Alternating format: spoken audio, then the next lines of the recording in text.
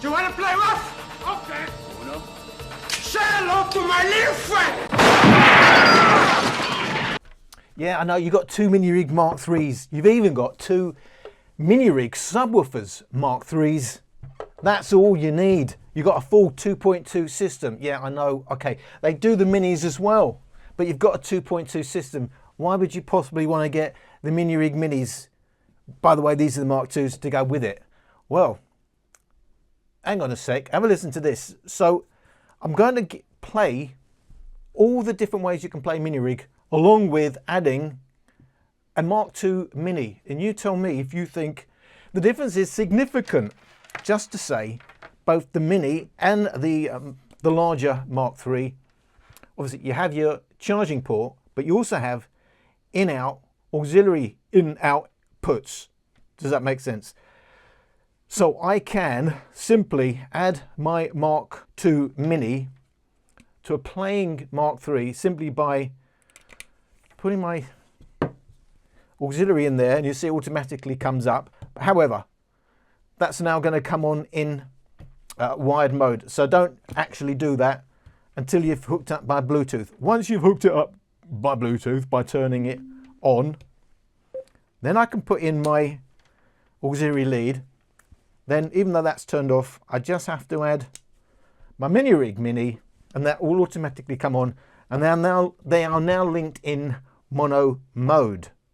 You can play them in stereo. You'd have to set that up separately, non-wired, in the app. But now that's in mono mode. So I'm going to give you a little clip playing at 66%. So I'm going to play my Mark III at 66%, and then I'm going to add my Mini still at the 66%. And you'll hear the relative difference. You'll hear exactly what you would hear if you had your Mark III on and then immediately added your Minirig Mini.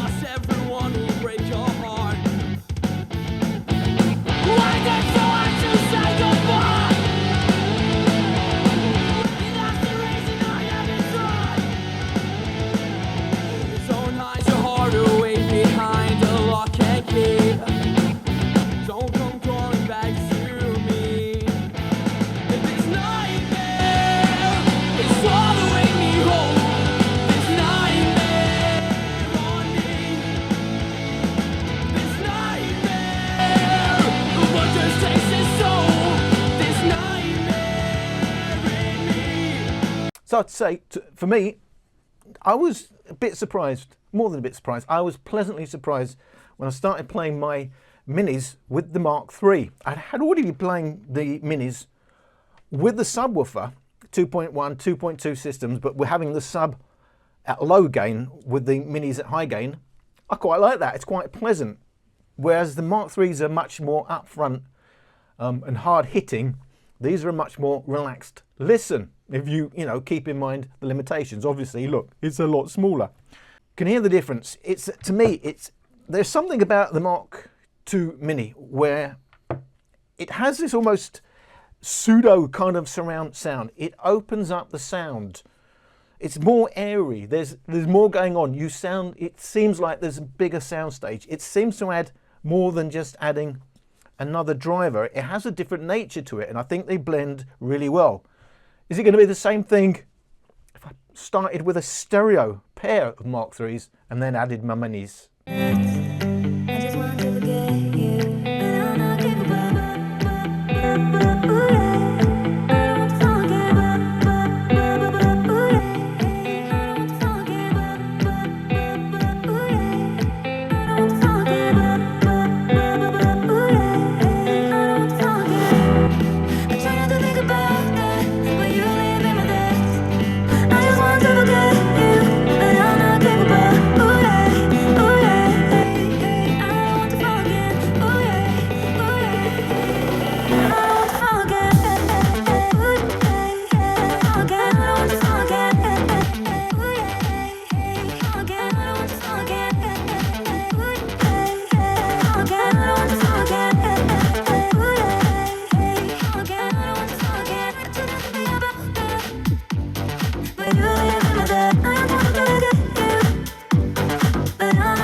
just point out, I have made all these recordings at 45 degrees, but everyone says, well, most people listen to them upright, and so you're going to be off axis when you're listening.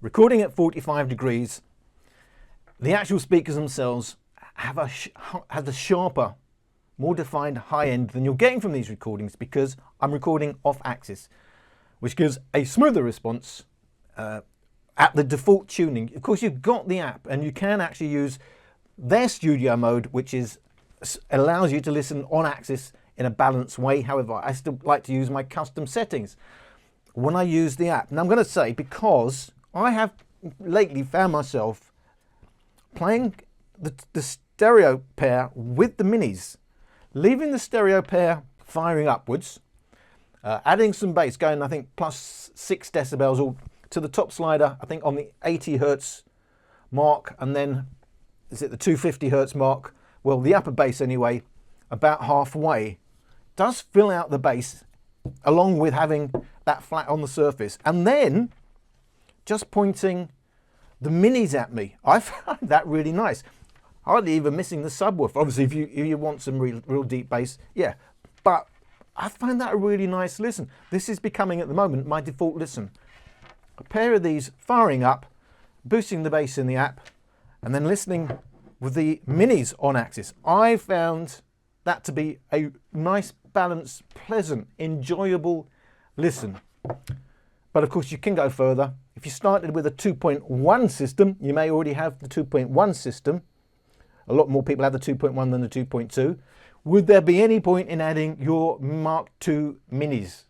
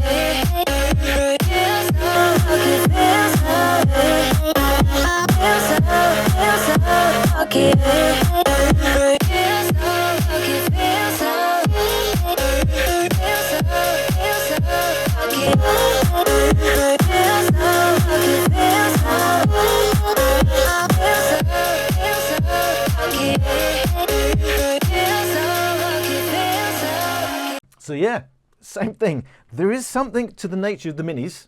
To my ears, you may, have a completely different opinion, that has a almost surround-like quality. First of all, it's more relaxed. I like the balance of the minis. But when you add it to the Mark IIIs, I know it's not a cheap setup. I've got these about £130 each, about £100 each for the minis. But the point about the Minirigs is it's modular. You can start with one speaker and build it up. You have an upgrade path, albeit expensive. However, by the time I get to 2.0 and add these, to me, it's made a huge difference to my enjoyment of the Minirigs.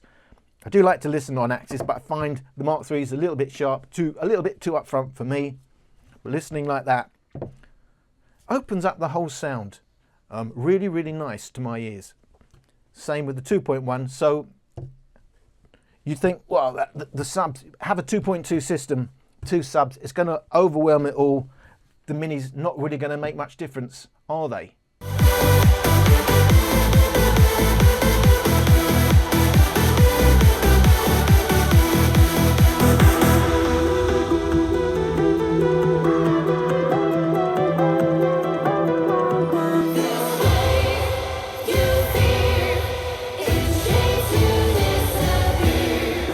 Find your way into this wonderland. Cross the maze, the dark, the innocent. Chase the fate.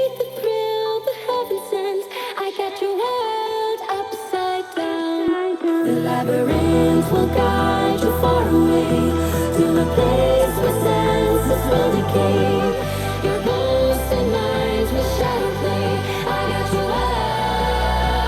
out upside down.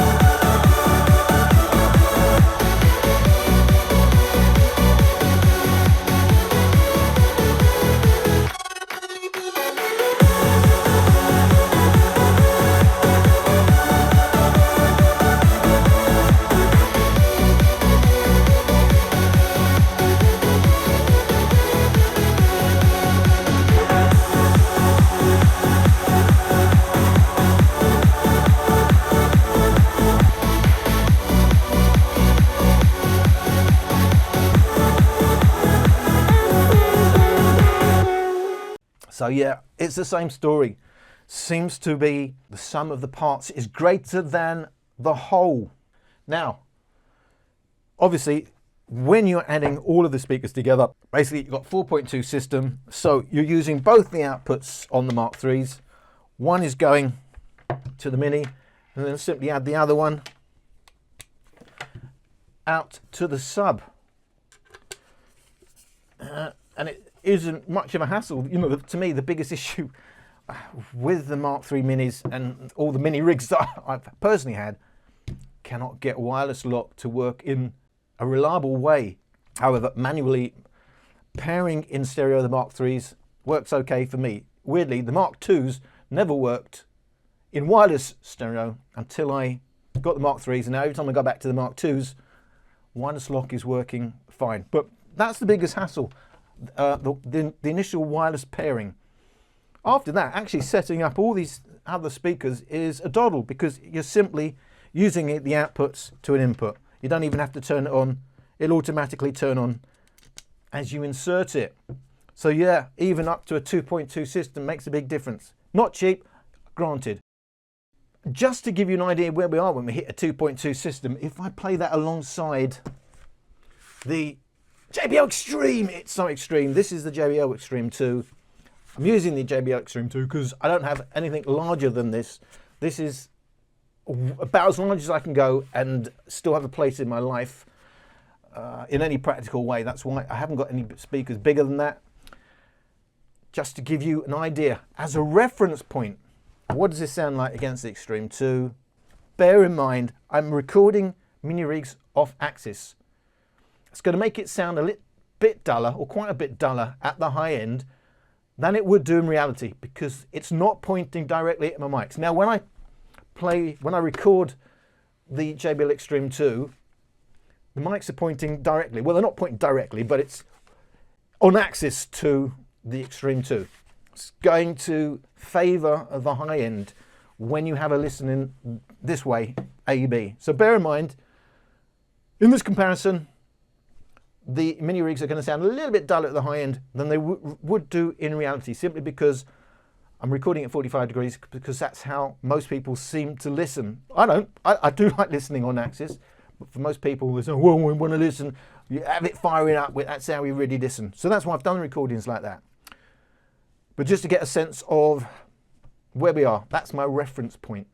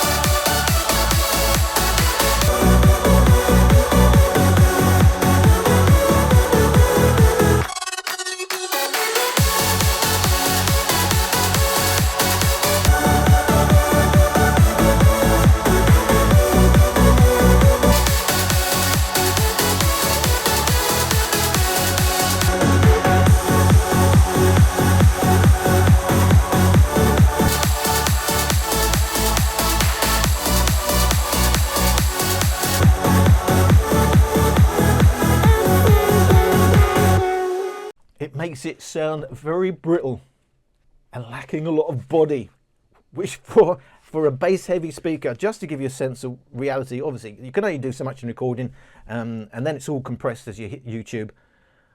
But as an A-B comparison, what a speaker we know is bass heavy, it's quite thick sounding in comparison to the 2.2 system, as you would hope. You know, look at specs, you're talking about 3 times the price, but as a reference point, suddenly this sounds a very brittle and bass light speaker in comparison to a full 4.2 or a 2.1 even system from Minirig. So basically, the whole point of my video was I was surprised. What I thought was a purchase I didn't really need to make, but I was just too interested in how they sound, given, you know, the size. This is small enough now to really go in a pocket, and given that Minirig have a serious hi-fi background, I was curious to hear what they would sound like. I was very pleasantly surprised by what they sound like. I just still have a little bit of a problem with the price, but hey ho, they've got to make a profit. What I wasn't expecting was, even though I've got the full 2.2 system, it adds another level to the system. So actually, the 4.2, it sounds really nice. It sounds really balanced. It really balances out any problem you may have with the subwoofers, making it sound a little bass heavy. I'm very happy. I just wanted to put that out there in case anybody was interested. I know that Minirigs are a bit niche. They're not, you know, a worldwide product like JBL, with the same speaker having loads of different models, and you don't know where you are, but still it's JBL and people buy it on the basis it's JBL. Minirig, I know it's niche. I'm not going to get that many views on my videos, and I know that's not really the point.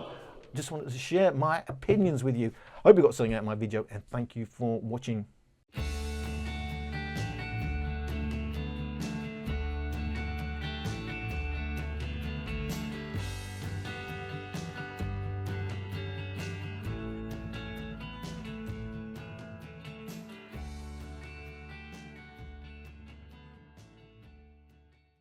UK